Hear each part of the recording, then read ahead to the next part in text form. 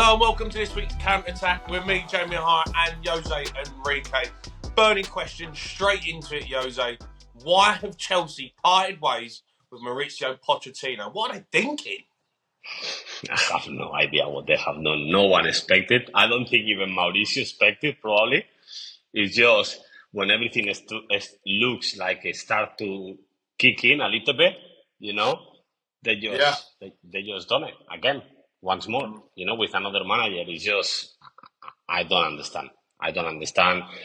I think they need to understand that they are no football people, they are business people, Yeah. and they have to let the football people work to try to, because this is not a football game that you buy the best players and it works. You buy a lot of talent and they just need time. You need the right manager. It's just more complicated than just monopoly.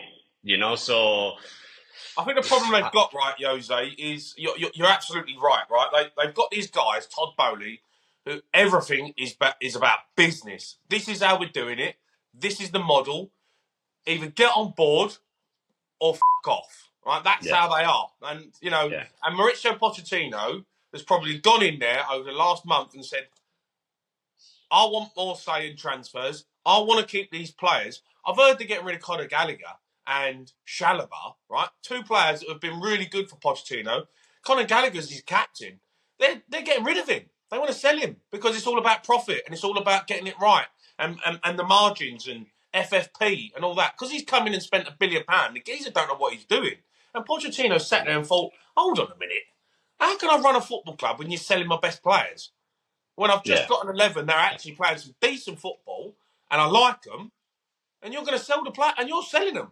He's gone now. He's got in there and gone, nah, not for me. This. You know what? I think you know what happened, Jamie, with the game. I think it's all about data now for these people.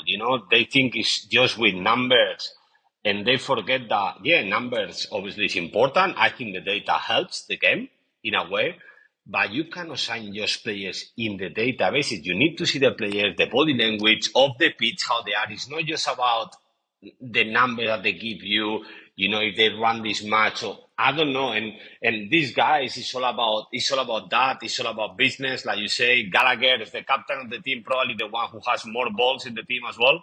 He gives everything all the time, and it's just, I don't know where Chelsea is going, to be honest with you. I think it's, like you say, it's a little bit of a mess. And now who they going to appoint? Who want to go there that is a top manager that they know they're not going to give him any power? Well, a yes man. Exactly. No power. They're going to appoint a yes man. I mean, who do you think it is? I think it's going to be someone like Kieran McKenna, Roberto De Zerbi. That's who I can see coming in. It ain't going to be Thomas Tuchel. It ain't going to be a Mourinho because they don't fit the model. He wants a manager in there who does what he's told. He's on board with how they do things, and basically is a head coach. You're coming in, you're coaching the side. We're going to give you the players. We're going to sell the players that we don't want or we need to get rid of because of the margins, right? And you're just going to put up and shut up. You're going to coach the team, and that's it. Yeah. That's who their next manager looks like, and whoever that is, I don't know how any manager would find that acceptable. But if you're paying someone £6.5 million a year, you're going to find someone. Yeah, and then they give you 2-3 years contract, like Pochettino, for example. They say, okay, but if after 1 year I do more or less all right, and they sack me, they're gonna pay me nearly £20 million straight away. So that's what they're doing. So, but it's don't understand. It's not how you run a football club. It's obvious. Look at the table. It's simple. That money is not everything. Obviously, it's true that it helps buying good players, but it's not all about. This is not football. Is more complicated than any other business. You're talking about people. You are not selling a product. You are not selling. This is people, human beings. That they have feelings. They have off the pitch issues. It's more than all the data and all this shit that is going around. But we'll see, but it doesn't look positive. I agree with you. It doesn't look positive for Chelsea, in my opinion. I don't know what they have done there. I like Pochettino a lot. And you can see the players, the way they say the goodbyes to him, I think the players, they start to like him a lot as well. Yeah, no, I like him. Right, Jose, we're going to do the Counter-Attack End of Season Awards. Got 5 different categories here. And no, you can't put yourself in it as flop of the season, but we'll start with player of the season. I mean, who is your guy? I mean, everyone's... Is it It's hard to between two look? for me. It has to be between two for me. Go It on, has to be Foden. between Foden and Cole Palmer. Cole Palmer deserves a lot more. I know the Chelsea's been really bad. Well, really bad up till the end of the season.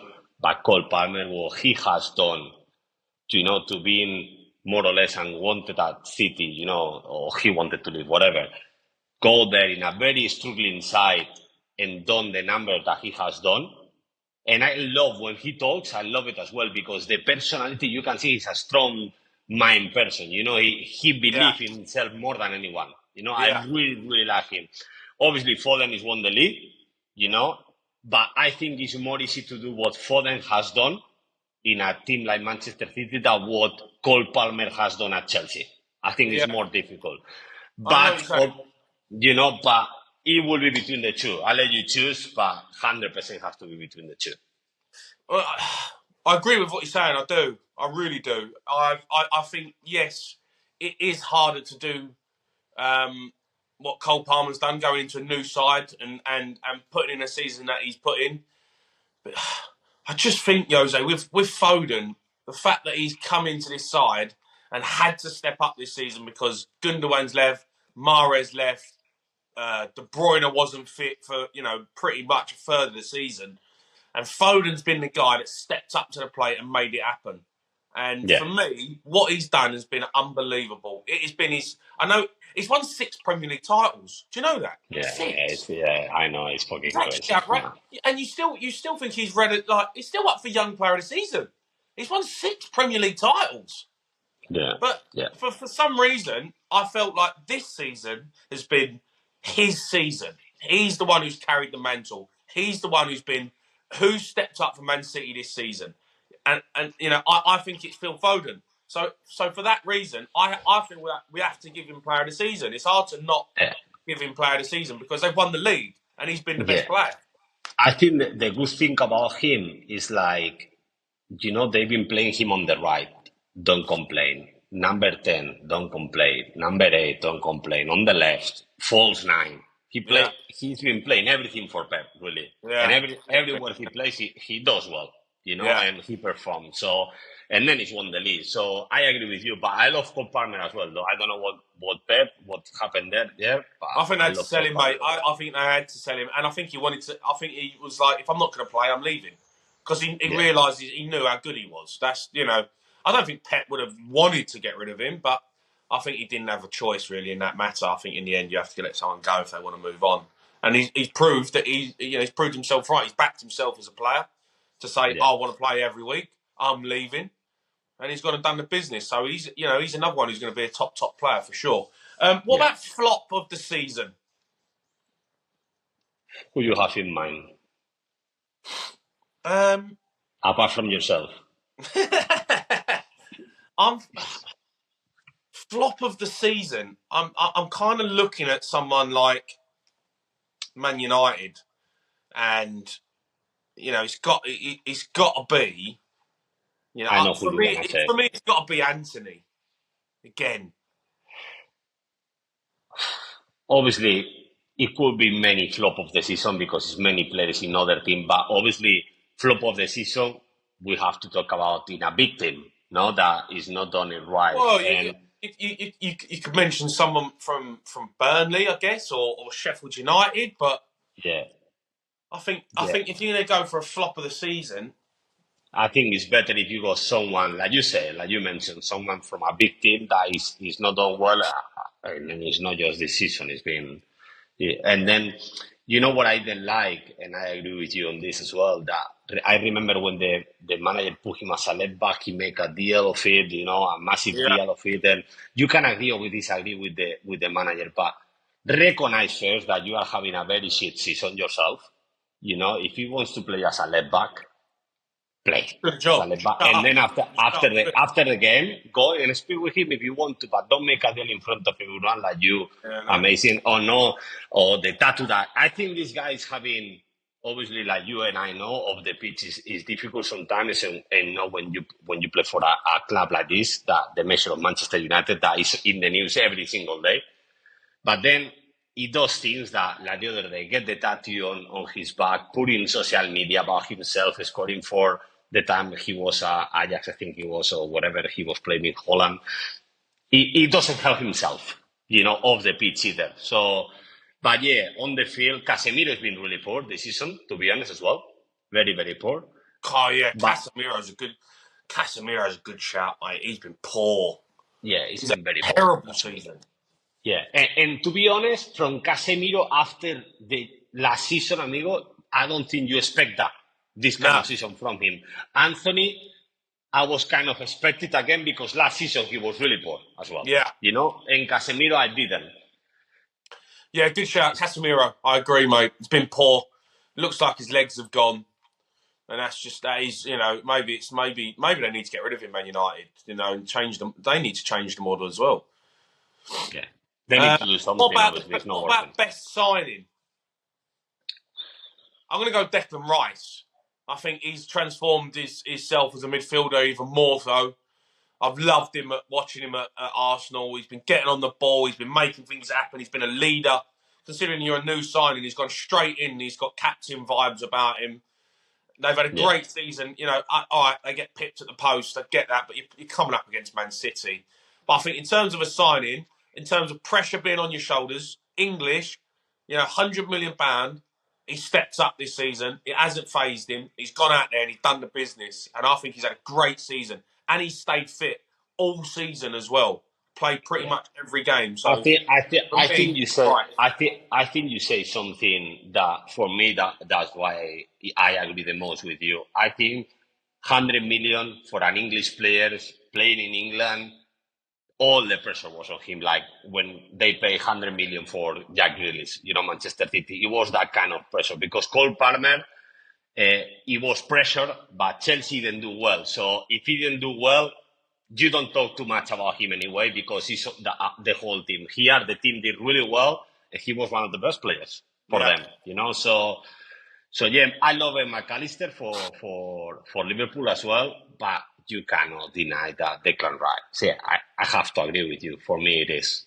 With all the pressure, 100 million coming from West Ham, you can compare, the profiles of the clubs. What you were fighting for with Arsenal, you were fighting for the Premier League title. With West Ham, you never have done that. Go there and with all these good players around you, you stand out. And like you say, you've been a leader of it. It says a lot about him, about his personality. So, yeah, I agree. Yeah. All right, biggest overachievers. We'll go Aston Villa. I mean... Yeah, no one expected Aston Villa to finish fourth this year. In terms of, I know it's the bog standard one, but you can't really get away from it, can you? Like, they finished fourth. And, from where they've come from when he took over to where they are, and they've signed some good players, but they ain't signed, like, players where you're like, oh, my God, they're unbelievable. They've just produced a real quality football team. They were organised. They've got a top manager. They've got high standards. They've gone at it all season, and I think you have to go with them. I know they limped over the line a little bit, but they've done enough. They've done enough to get top four, and you have to say congratulations to them. It's an amazing achievement, for their football club to be in the Champions League, and I think you have to put them as the overachievers, don't you? Really? I don't think they'll do it next season. I think next season is going to be more difficult than this season for them to do it. Yeah, I agree. I think. I really believe they were going to do a good season, but yeah, no one will say Aston Villa was in the top four this year. With Tottenham there, Chelsea, everyone thinking that they were going to appear. Manchester United did last season, so they expected them to do it this season as well. So yeah, I agree with you. But like you say, they don't sign any world-class player. But as a team, obviously with the top world-class manager, for me, they're doing a fantastic job. And if they keep signing players, it looks like the owners, they really back him up. And they keep signing players. So be careful with Aston Villa because I think it's going to be one of the top six, definitely. Yeah, top six for sure. Yeah, absolutely. What about underachievers? Underachievers have to be Chelsea, no? Or Manchester United. Yeah. Has to be Chelsea. I mean, they ended the season all right, and their league position in the end actually looks okay. But you'd say, did they underachieve? I don't know. You don't If you think said at the start of the season with a new manager and a new squad of players that they were going to finish sixth, get to a semi-final and a final, you'd probably say they've done all right. So I don't yeah, know if have they I underachieved I throughout the probably season. You say yes, but the last 6 weeks, actually, they've pulled themselves out of the mud a bit. yeah, yeah, and probably after Manchester United, they finish third last season. I think it was Yeah. third. What about West Uh, Ham? they are under achieve. But yeah, after what they done last year is like you and I we spoke this before. It's not real what they done last season. Mm. You know what they winning a trophy. That's no. It's not gonna happen every year for West Ham. That Yeah. you have to be realistic. But in my opinion, I'm not sure what you think, but that was the overachieve. That that's Yeah. the truth. The overachieve. So now they underachieve. Well, if you compare it with last season, yeah, but I don't think it was real season for West Ham. I think more than Chelsea, like you said, because they pick up themselves a little bit up in the last, like you say, 6, 8 weeks. I think probably it's Manchester United finishing third the year before, coming this season, spending money again. You expect them to do better than that. You expect Yeah. them to do better in the league. But it Yeah. will be like we know overachievers, underachievers. You can name few, But for me, it will be Manchester United. I'm not sure if you agree or disagree or you think someone else. Yeah. I mean, there's a lot. I mean, Man United are there as well. Burnley, you could even put them in as an argument. Vincent Yeah, Company coming up, spending 100 million, romping the championship and being dreadful. So, yeah, I mean, look, if you spend £1 billion and you don't win nothing, I think you've got to go with Chelsea. yeah. True. Yeah, But there's a few. There's true a that. few. There's a few. Yeah, Man United definitely as well. Right, FA Cup's coming up at the weekend. Man City, Man United. Let's talk about the game. I tell you, what I want to talk about before we get into the game. Let's talk about Marcus Rashford. Been left out of the England squad. He's had a bad season. But still got 7 goals and 11 assists. Do you think he should have deserved to be in the England squad? And do you think he needs to leave Man United to actually get his career back up and running? Well, deserves to be in the England squad or not, I don't think he had a good enough season, but it's difficult to name one. Because if you tell me between him and Garnacho, for example, even in his own team, I take Garnacho right now, all day, even if I love Rashford. But he has to leave Manchester United, in my opinion, 100%.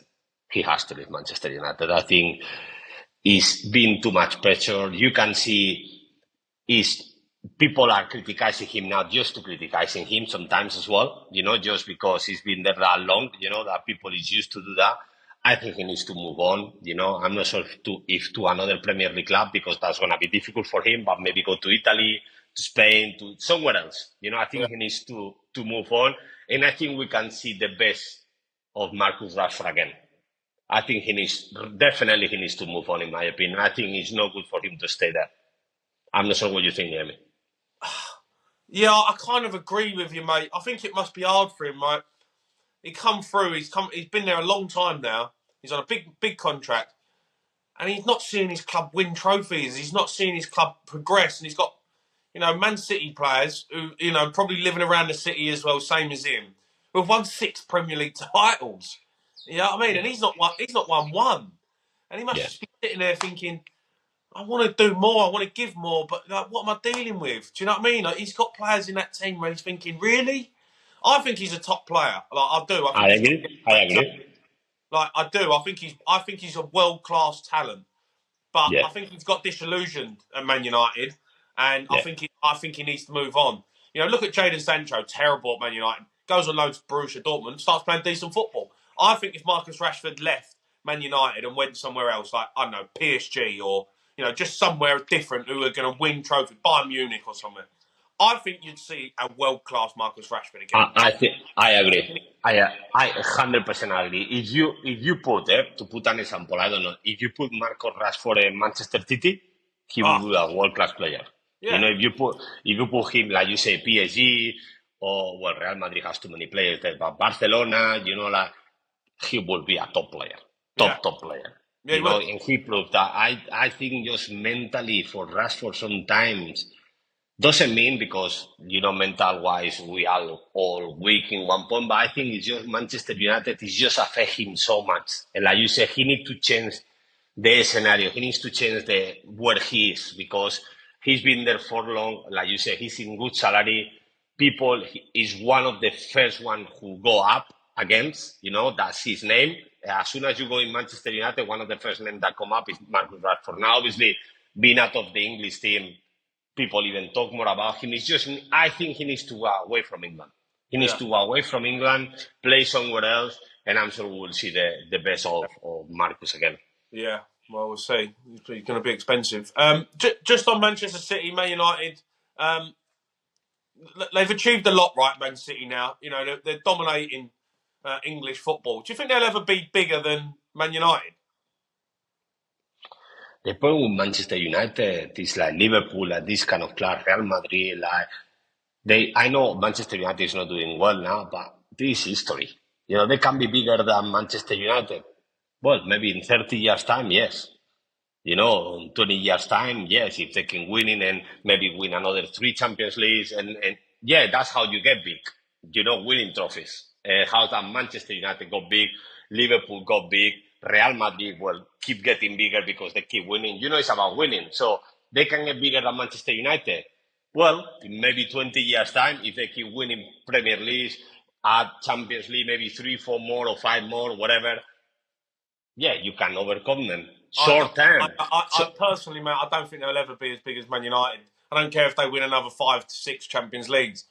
I think that You're never going it's to be. about this story. Yeah, but how kids are. They normally support. You can see a lot more kids now with Yeah, Manchester City shirt that you could see, maybe 10 years ago. That's the yeah. truth, Oh, of and course, 100%. so 100%. and You that's the can't get away fun. from history, mate. Yeah, it's true. But if they keep making history, I'm not saying short term. You telling me in 5 years they're gonna be bigger than Manchester United? No chance. In 10 years, in 5 years, 8 years, 9 years, no. But if they continue to do this for another 15 years, maybe. Well, we're talking about something. In Manchester United, obviously, don't win anything in this time because Manchester United, if they keep winning, is Manchester United. But if they still Mate, let me tell you, just maybe when I'm sat on my deathbed, hopefully when I'm 100, yeah, when I'm going to sleep and taking my last breath, I guarantee you, Man United are still bigger than Manchester City. Fact. I I think depends on winning, like anything. What it makes you a big team, winning trophies, and then the fan base. Yeah, the fan base grows if you're winning. Manchester City have more fans than they have 10 years ago around the world. Why? Because kids love the winning team. That's the truth. Yeah. You see my niece, you know, she likes to wear Manchester City shirt. Oh, I go to her training and I see all Haaland shirts around and the kids. And it's like, well, 10 years ago, it will be, because it's in Manchester where they live, or Bolton, close to Manchester, it's all Manchester, used to be all Manchester United fans. And Liverpool, because they fight against each other. Now, I think it's just history is about making history. So, yeah, in no short term, but like you said, when you're 100, I'm not sure you and I will live to 100. But I think Manchester United, if they keep spending, because now, like we say, they have 115 charts, no, or 113, whatever. If now they take all these trophies away, Manchester City come back to where they were. Yeah, you can't take the trophies away. You can relegate them. Look, just on the game, what a score prediction? FA Cup final. Can't get away from a Man City win. Do you give Man United any hope? 5-0 for Manchester City. Yeah, I think it. No, I don't think it'll be that big, but I think it'll be. I'll go 3-1. 3-1? I can't see Man United getting anything from this game. Like, I just can't. They're too good, and they want to do the double. Man City. I just can't do anything other than that. Like, they're just not good enough. Man United. It's simple as that. Yeah, But I think they're just gonna be so hyped, winning the Premier League again and making history. That it's just gonna kill them. I think it's gonna be a high score. 3-1 maybe, you know, like you said, but it's gonna be a high 3, 4, 5, this kind of number, I think, on the game. All right, Jose, it's been a pleasure, mate. Thanks for watching us this week on the Counter Attack. We'll see you next week.